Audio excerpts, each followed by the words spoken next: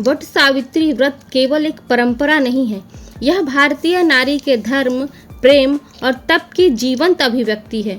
यह उस क्षण की स्मृति है जब सावित्री ने अपने पति सत्यवान के प्राण यमराज से तर्क, श्रद्धा और भक्ति से वापस लिए थे।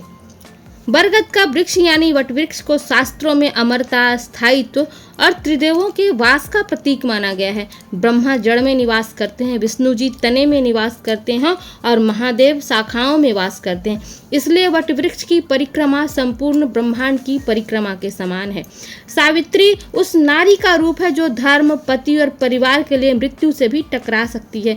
उनकी भक्ति, बुद्धिमत्ता और साहस ने यह प्रमाणित किया कि जहाँ नारी की श्रद्धा है वहाँ ईश्वर भी मार्ग प्रशस्त करते हैं। इस व्रत का उद्देश्य केवल पति की दीर्घायु नहीं बल्कि संपूर्ण गृहस्थ जीवन की सुख, शांति और आध्यात्मिक रक्षा है। यह व्रत स्त्री को मानसिक रूप से सबल, संयमी और धर्मनिष्ठ बनाता है। इस व्रत को करने से पति की उम्र लंबी होती है, उसका स्वास्थ्य उत्तम रहता है और वैवाहिक सुख में वृद्धि होती है।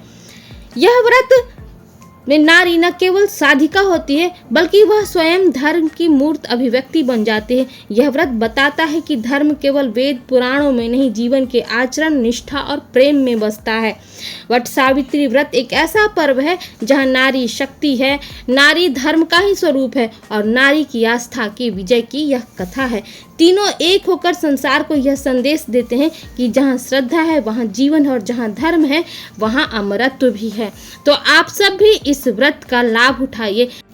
पूरी भक्ति, श्रद्धा, विश्वास और विधि विधान के साथ इस व्रत को आप कीजिए। इस व्रत के करने से पति का स्वास्थ्य उत्तम रहता है, आयु लंबी होती है और दाम्पत्य जीवन में सभी सुखों की वृद्धि होती है। आपस में प्रेम बना रहता है, एक दूसरे के प्रति सम्मान बना रहता है और यह व्रत ही गृहस्थ जीवन की शुभता के लिए है। तो आप सब अपने गृहस्थ जीवन की शुभता की कामना के साथ सावित्री सत्यवान की कथा सुनते हुए, उनका स्मरण करते हुए, सावित्री के पतिव्रत धर्म की, सावित्री के प्रेम की, सावित्री के समर्पण को याद करते हुए इस व्रत को पूर्ण कीजिए। गृहस्थ जीवन की शुभता के लिए यह व्रत अत्यंत ही फलदायी है।